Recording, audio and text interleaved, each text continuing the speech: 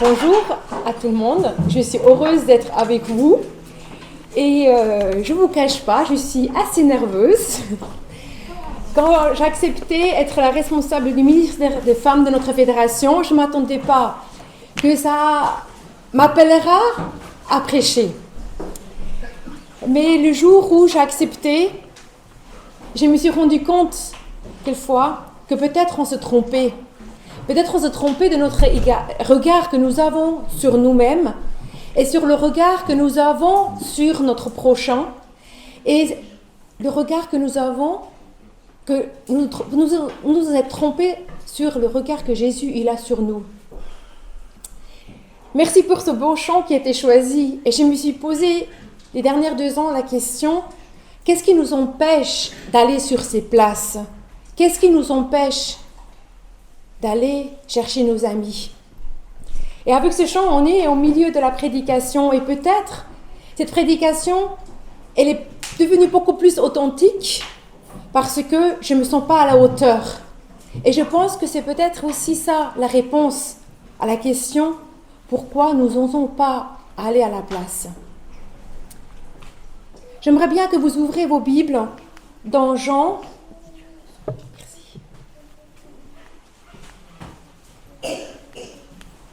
J'ai allumé.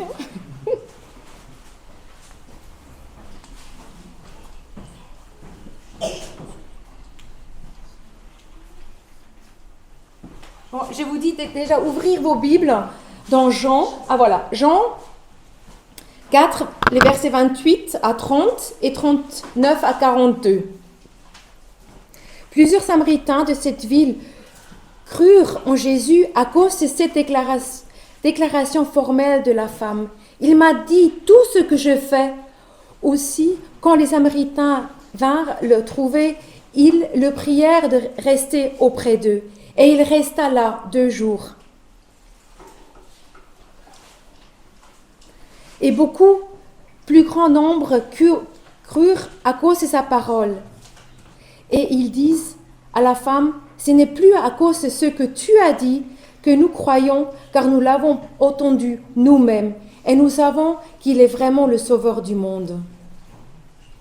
Jésus, il arriva à la ville samaritaine de Sychar, près du champ de Jacob qui avait donné à Joseph. Et là, il se trouvait au puits. Sinon, je fais signe pour avancer. On fait comme ça. Alors, épuisé par sa longue marche, Jésus s'assit au bord du puits. Et c'est le puits de Jacob qui est bien connu, un endroit où les gens peuvent se ressourcer, un endroit où on peut aussi se rencontrer. Et chaque matin, les femmes viennent y chercher de l'eau dont elles ont besoin pour la nouvelle journée. Dans le verset 6, nous voyons qu'il s'est dit en fait qu'il se trouvait à la 6e heure, et ce qui signifie qu'il y avait déjà 6 heures qui sont passées depuis le lever du soleil. Il est midi et il fait chaud, le soleil il est tout en haut. Et tout le monde est venu déjà plus tôt pour puiser de l'eau et il est rentré chez lui. Mais personne quitte volontairement à ce moment de la journée sa maison. Mais Jésus, lui, il reste assis au puits pendant que les disciples sont partis en ville pour chercher la nourriture. Et il est assis et il attend. Il attend. Et là, il a cette femme samaritaine qui entre en jeu. Elle s'approche du puits. Elle ne s'attend pas de trouver quelqu'un. Elle évite de rencontrer les autres personnes parce que ça lui fait mal et qu'elle a l'impression de ne pas être à la hauteur. Peut-être auparavant, elle est également venue le matin pour puiser l'eau, mais lorsque sa vie s'est déroulée différemment de ce qu'elle avait prévu ou même souhaité, les femmes, peut-être ses anciennes copines, des amies, des voisines, qui commençaient à chuchoter, à se détourner d'elle et à spéculer sur elle. Elles pouvaient sentir leur regard, savaient qu'elles parlaient d'elle et ressentaient leur désapprobation. Si nous entraînons correctement des amitiés, si nous encourageons mutuellement à nous soucier des autres, à nous donner de l'espoir et du courage, nous pouvons nous renforcer et nous construire mutuellement. Malheureusement, cela ne fonctionne pas toujours de cette manière. Parfois, nous comportons plutôt comme des adolescents sournoises que l'on voit si souvent dans des films, des gens qui font de commérage, qui ignorent les autres et qui les mettent à l'écart. Beaucoup d'entre nous ont été blessés par d'autres personnes, par les paroles ou par les jugements. Tu apprends à te tenir à l'écart et à prétendre que leur rejet ne te dérange pas et que tu n'as pas vraiment besoin d'eux. Tu fais en sorte d'être toujours occupé, qu'il ne reste pas de temps pour l'amitié et tu ne laisses personne t'approcher pour éviter les blessures. Pourtant, au fond de toi, tu sais que nous avons tous été créés avec un besoin d'amour, d'acceptation et d'attention. Le cœur de cette femme était aussi vide comme sa cruche qu'elle avait apportée. Quand réalisera-t-elle qu'elle n'est pas seule, qu'un homme est assis au puits? Est-ce qu'elle envisage de faire demi-tour? Habituellement, sa journée se passe comme l'avait prévu. Mais là, ce n'était pas une journée, un jour comme tous les autres. Dès sa rencontre avec Jésus, la femme ne fut plus la même. Arrivée au puits, Jésus lui adresse la parole.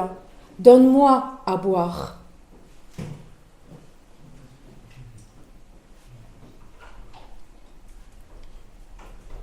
Et dans le verset 9, la Samaritaine répond « Tu es juif et je suis une Samaritaine. Pourquoi me demandes-tu de boire ?»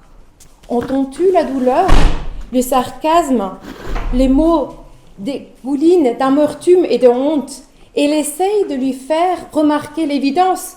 Il est juif, elle est une Samaritaine et une femme. Il y a deux obstacles. Mais dans son cœur, elle sait qu'il y a encore autre chose entre eux. Si tu me connaissais, elle se dit, si tu me connaissais et savais qui je suis vraiment et quelle vie je mène, tu ne me demanderais jamais à boire.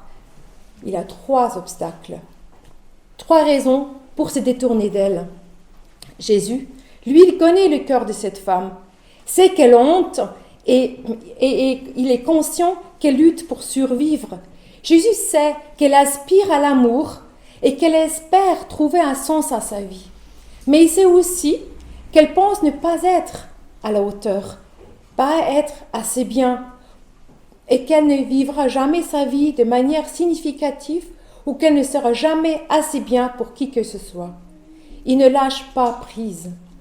Jésus lui répond dans le verset 10, « Si tu connaissais le don de Dieu et qui est celui qui te dit « Donne-moi à boire », tu lui aurais toi-même demandé à boire et il t'aurait donné de l'eau vive. » Alors qu'elle pense qu'il ne voudrait rien avoir avec elle, si Jésus la connaissait réellement, vraiment, et Jésus, lui, de son côté, il se dit, si elle savait qu'il est vraiment, elle acceptera volontiers son offre. Il la connaît, mais elle ne sait rien de lui, pas encore. Comment le pourrait-elle? Elle ne s'attendait pas à ce que Dieu venait au milieu de la journée à la rencontrer, qu'il lui parle ou qu'il lui propose de réaliser les désirs de son cœur. Jésus lui offre plus qu'elle ne peut comprendre. Lui et son amour bien plus grand qu'elle ne peut le comprendre. Mais Jésus, lui, n'abandonne pas. J'aime la manière comme il poursuit inlassablement le cœur de cette femme. Dans le verset 13, Jésus lui répondit, « Quiconque boit de cette eau aura encore soif, mais celui qui boira de l'eau que je lui donnerai n'aura jamais soif, et l'eau que je lui donnerai deviendra en lui une source d'eau qui jaillira jusque dans la vie éternelle. » Qu'est-ce que signifie cette déclaration? Nous pouvons essayer de satisfaire notre cœur avec des choses ou avec des personnes ou avec nos propres efforts, mais rien de tout cela ne peut satisfaire nos besoins. Mais Jésus dit, « Moi je peux. Vos désirs ne sont pas exagérés. J'ai ce qu'il faut pour remplir complètement votre cœur et vous rendre entier, saint et mien. Qui peut refuser une telle offre? La femme lui dit dans le verset 15, « Seigneur, donne-moi cette eau afin que je n'ai plus soif et que je ne vienne plus puiser ici. » Et les paroles suivantes de Jésus dans le verset 16, « Va appeler ton mari et viens ici avec lui. » Imagine la panique dans le cœur de cette femme. Elle est en train de recevoir, d'obtenir ce qu'elle désirait. Elle se demande maintenant, avec angoisse, qui va se passer si l'étranger découvrait la vérité et s'est détourné maintenant d'elle. Instantanément, elle décide de cacher ou un peu de dissimuler la vérité sur elle-même en disant « Je n'ai point de mari ». Nous sommes nombreux à essayer de cacher nos échecs, nos péchés, nos déceptions. Nous sourions et prétendons tout va bien. Le samedi matin, on s'habille avec nos vêtements de sabbat. Nous posons notre sourire. Ça va? Oui, ça va. Et toi? Oui, ça va très bien. Nous cachons les luttes, les découragements et les peurs. Nous cachons la vérité sur qui nous sommes ou comment nous allons. Nous faisons cela parce que nous ne voulons pas être jugés, parce que nous pensons que personne ne s'en soucie, ou parce que nous craignons que si les gens nous connaissaient vraiment, ils ne nous aimeront pas, ils ne nous aimeront plus. La honte nous couvre de plus en plus à mesure que nous nous cachons. Jésus lui dit, « Tu as eu raison de dire « Je n'ai point de mari », car tu as eu 5 maris, et celui que tu as maintenant n'est pas ton mari. En cela, tu as dit vrai. » Oh là là, il sait tout sur elle, et pourtant, il ne se détourne pas d'elle, il ne lui fait pas honte, il ne la blâme pas, il ne l'accuse pas, et il ne la réprimande pas. Il dit juste, tu as dit vrai. La conversation continue, et dans le verset 26, nous voyons un moment magnifique. Jésus, il se révèle. Il se révèle comme le Messie. C'est la seule fois et la seule personne dont il est question dans les évangiles à qui Jésus s'exprime d'une manière si claire. Je le suis, moi qui te parle. Il se dévoile à cette femme que c'est lui le Messie. Il dévoile sur son être et l'invite à une relation. Il l'invite à croire que Dieu l'aime et qu'il est suffisant pour son cœur brisé et dans le besoin. Est-ce que cette histoire de cette femme n'est pas aussi notre histoire? Nos expériences diffèrent peut-être, mais le message est le même. L'amour de Jésus, le motif à nous suivre. Il est venu et mort pour nous, mais ses efforts ne s'arrêtent pas là. Lui, il souhaite nous rencontrer en milieu de notre quotidien. Il attend que nous venions à lui et il nous invite à connaître ce Père. Jésus, c'est tout de nous. Il connaît les domaines dans lesquels nous ne sommes pas à la hauteur et ceux dans lesquels nous considérons comme trop nécessiteux. Il sait comment nous essayons de satisfaire le besoin de notre cœur et comment nous nous efforçons de nous perfectionner ou de moins de paraître d'une manière parfaite. Il nous invite à découvrir et à en savoir plus sur lui. Tu découvriras ta vocation en découvrant qui tu es en Christ. Comme la Samaritaine, lorsque nous rencontrons Jésus, nous sommes transformés. Lorsqu'il nous envoie en mission, va, appelle ton mari ou va, dis-le à ta famille, à tes amis, à tous ceux que tu rencontreras. Nous pouvons faire ce que la Samaritaine a fait. Nous pouvons aller sur les places, comme nous avons chanté. Nous pouvons témoigner de la manière dont Jésus nous a transformés. L'un d'entre nous pourra dire « Moi, comment ?» Quelqu'un d'autre pourra dire « Mais je n'ai pas fait la théologie. » D'autres pourraient arguer « Mais je ne peux pas partir comme ça en mission.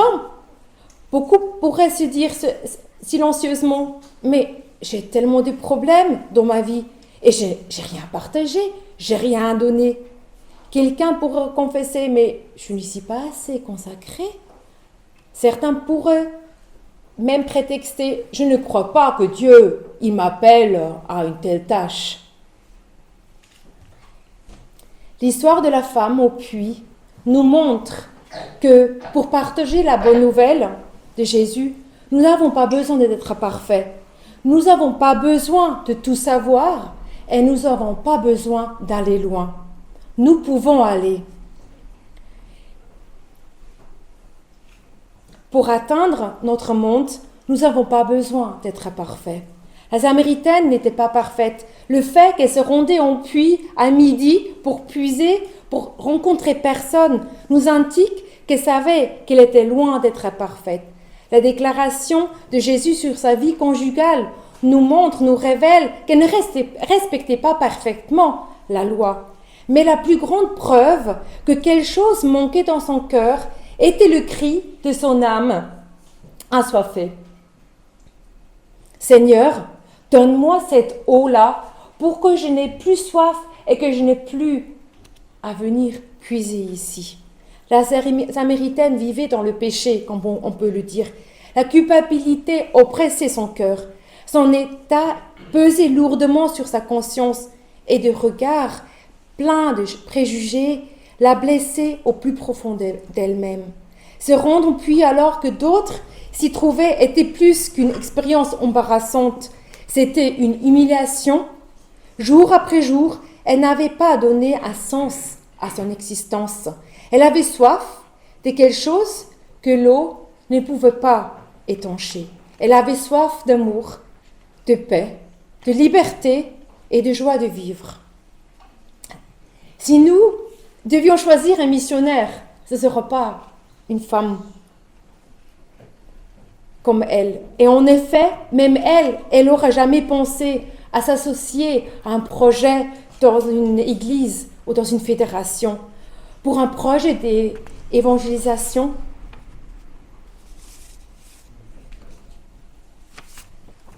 Cependant, elle a commencé à partager son expérience dès sa rencontre avec Jésus. Les personnes auxquelles elle s'adressait ne connaissaient pas encore Jésus. Ces personnes ne connaissaient qu'elle. Sa vie n'est pas devenue parfaite, mais lorsqu'elle a rencontré l'homme parfait, elle est devenue une femme différente. Plutôt que d'être l'excuse,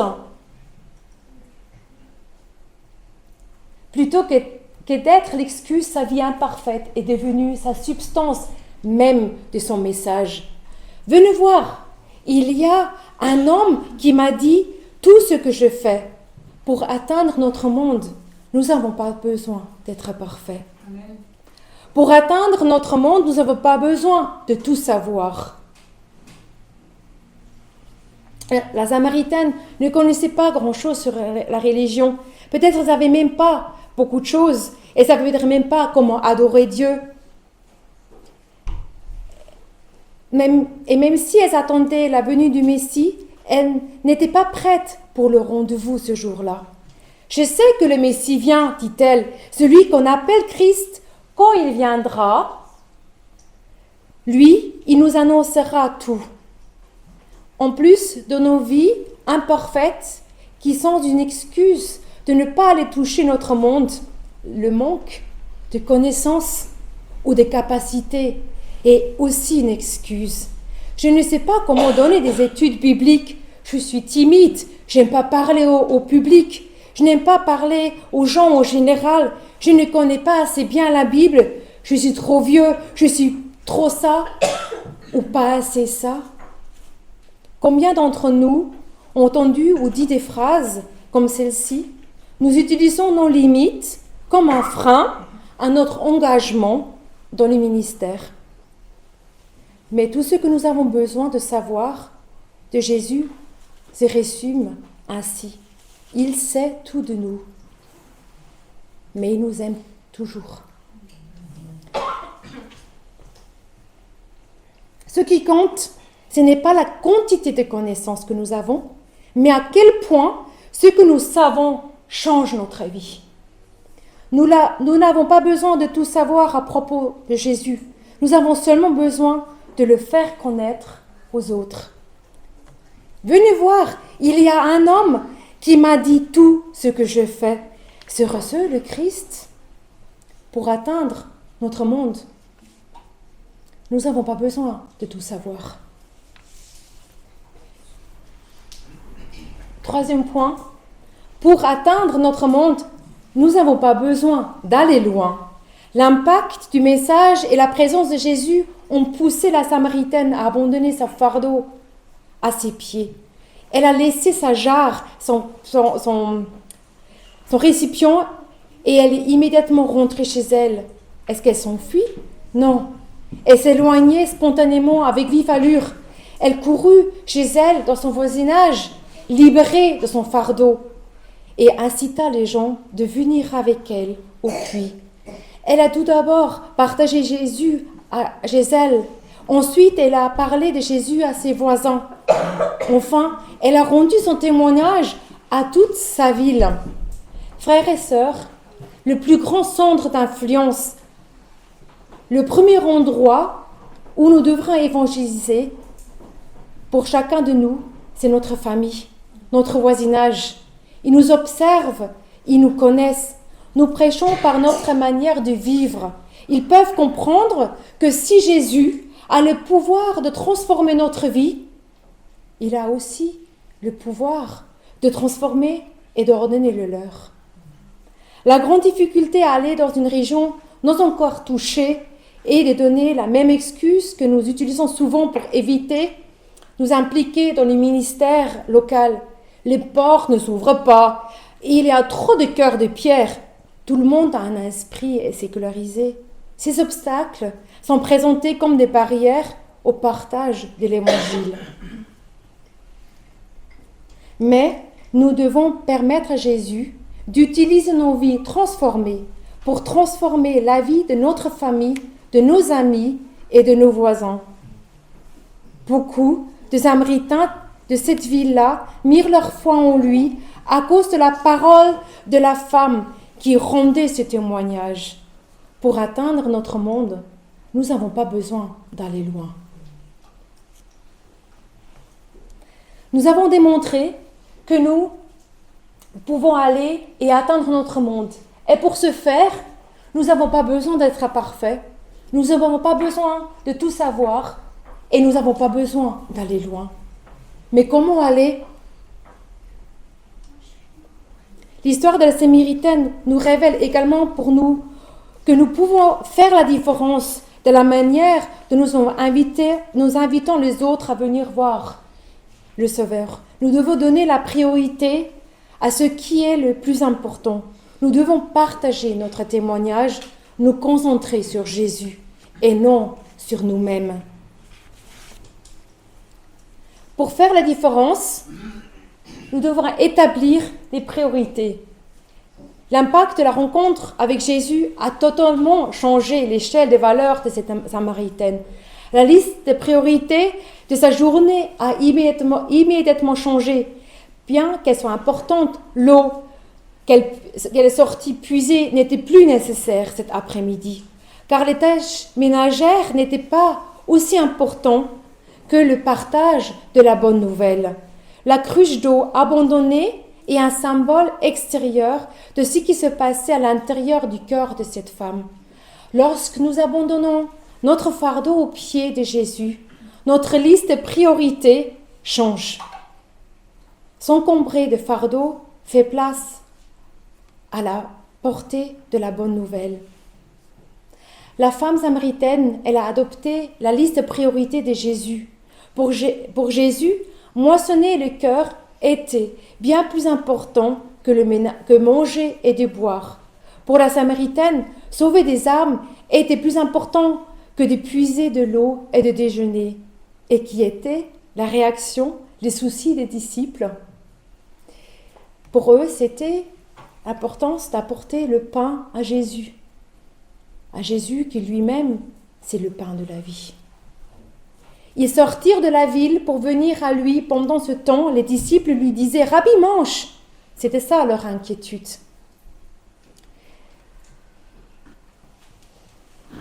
Si le ministère est plus important que tout autre domaine de notre vie, le ministère fera partie de tous les autres domaines de notre vie.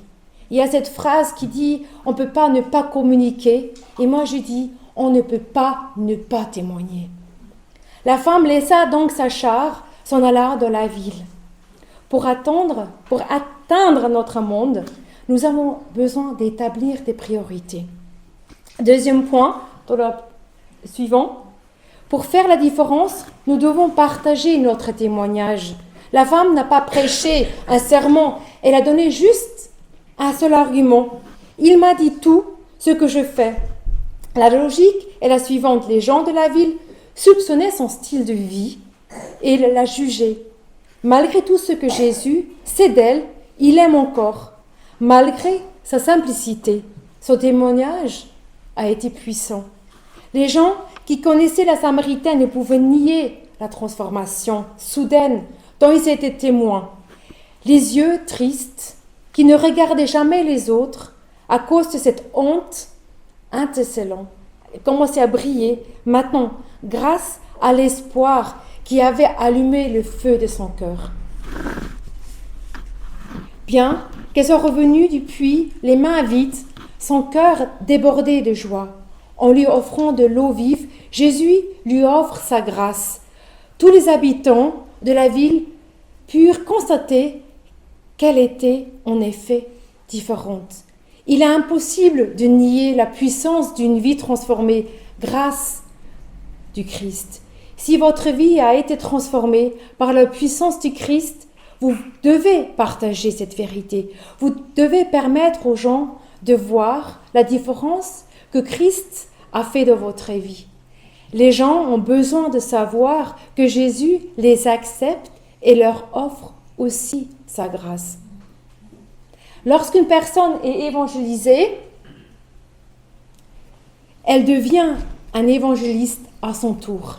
Ce n'est plus à cause de dire que nous croyons, car nous l'avons entendu nous-mêmes et nous savons que c'est vraiment lui le sauveur du monde. Pour atteindre notre monde, nous devons partager notre témoignage. Et pour faire la différence, nous devons nous focaliser sur Jésus. La Samaritaine n'a pas dit « je viens de vivre l'expérience personnelle la plus incroyable de ma vie ». Non, elle a dit simplement « venez voir, venez voir, venez ». Il y a un homme, c'est l'une des meilleures façons de présenter notre témoignage personnel. Celui-ci l'a suscité la curiosité. Mais le point central de ce message était la personne Jésus. Notre mission est de montrer le Sauveur au monde, même en utilisant notre témoignage ou diverses ressources ou des stratégies pour attirer l'attention des autres. Le centre de notre message, c'est le Christ. Nous devons parler de sa vie, de sa mort et de sa résurrection, de son ministère et de son prochain retour, mais aussi qu'il veut entrer avec chacun d'entre nous dans une relation. Nous devons nous-mêmes voir Jésus et nous focaliser sur sa parole avant de demander aux autres de venir le voir. Nous devons vivre la parole de Dieu. Pour atteindre notre monde, nous devons nous focaliser sur Jésus.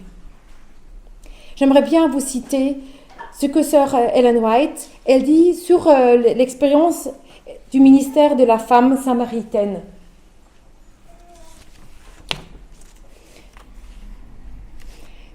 Dès qu'elle eut trouvé le Sauveur, la Samaritaine lui amena des âmes. Elle se montra animée d'un esprit missionnaire plus efficace que celui des disciples. Ceux-ci ne voyaient rien en Samarie qui leur sembla un champ d'action favorable.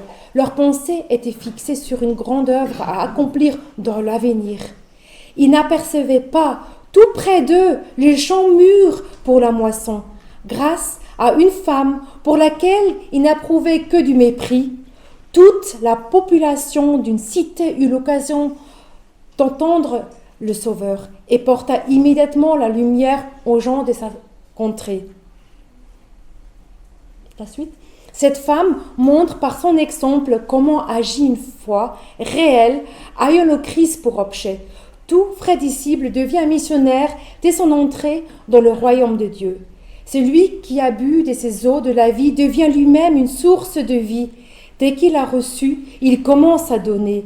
La grâce du Christ dans une âme est comme une source dans le désert, jaillissant pour rafraîchir tous les passants, donnant à ceux qui allaient périr dans le désert de boire des eaux de la vie. De nos jours, Dieu utilise encore des femmes, des hommes et des enfants qui sont prêts à atteindre leur monde. Partout, les gens trouvent Jésus grâce à des personnes qui se lèvent et disent « Venez voir un homme qui a tout dit sur moi et il m'aime encore. » Nous sommes appelés à atteindre notre monde. Qui que nous soyons, nous pouvons inviter les autres à venir voir le Sauveur du monde. La façon dont nous partageons Jésus avec les autres est rendue efficace par notre expérience personnelle avec lui. Vous et moi, nous avons reçu cet appel. Nous avons reçu cet appel d'aller dans le monde, d'aller sur les places. Ne laissons pas nos imperfections, notre manque de connaissances ou de compétences ou nos impossibilités nous arrêter. Laissons-nous nous concentrer sur Jésus.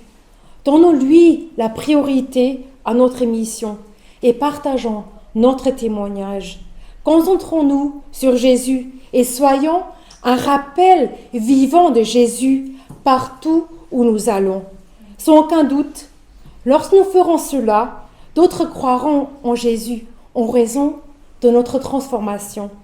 Désirez-vous, femmes et hommes, quitter cette église ce matin, prononçons les mêmes paroles comme cette Samaritaine et dire « Venez voir un homme qui m'a dit tout ce que je fais. » Souhaitez-vous présenter Jésus à votre famille, à vos amis, à vos voisins? Un Jésus qui a tout fait pour vous?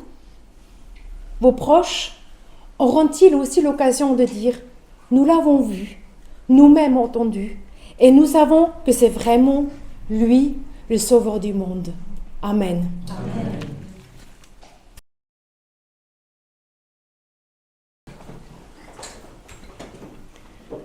Prions ensemble.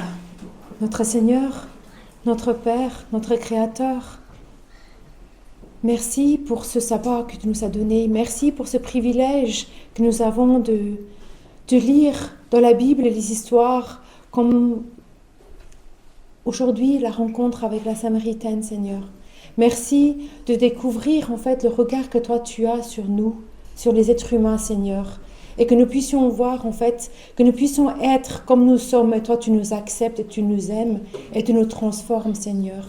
Donne-nous ce temps avec toi dans notre quotidien, Seigneur. Aide-nous de trouver ce temps privilégié de passer à tes pieds, Seigneur, pour que nous puissions nous fortifier et être témoins véritables là où tu nous as placés, Seigneur. Enlève de nous tous ces mauvais regards que nous avons sur notre propre être. Et nous sommes quelquefois tellement sévères avec nous-mêmes et nous préférons nous cacher et nous idéaliser, nous perfectionner devant l'extérieur, mais nous ne le sommes pas. Mais toi, Seigneur, tu peux nous changer pour que nous puissions devenir des véritables messagers là où tu nous as placés, dans notre école, dans notre université ou notre lieu de travail, Seigneur. Que tu puisses nous transformer et nous donner ce courage de dire « J'irai éteindre le monde dans lequel tu nous as placés, Seigneur, pour ta gloire, Seigneur. » Seigneur, sois avec cette Église, sois avec chacun, que nous puissions partir d'ici avec un cœur rempli de ton amour qui déborde et qui nous sommes poussés de affronter notre monde dans lequel nous sommes pour partager ce que nous avons reçu. Merci Seigneur pour cela, au nom de Jésus. Amen. Amen.